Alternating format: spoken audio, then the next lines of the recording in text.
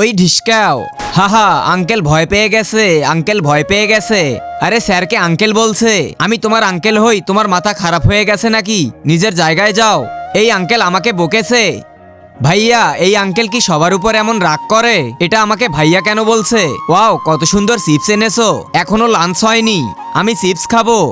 আরে কেঁদো না, কেঁদো না, তোমার জন্য আমার পুরো চিপসটা নষ্ট হয়ে গেল।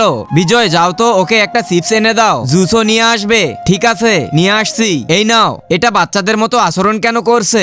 আমি সারা রাত জেগে নোটস কমপ্লিট করেছি। ও হিয়া, হ্যাঁ, এটা কি করে ফেললো?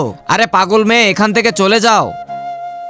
স্যার, সিমরান ছোট বাচ্চাদের মতো আচরণ কেন করছে?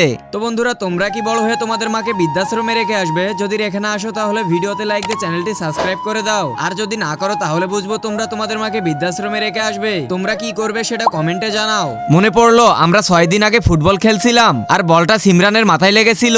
ওর মাথা খারাপ হয়ে যায়নি তো? বলতো 6 দিন আগে লেগেছিল।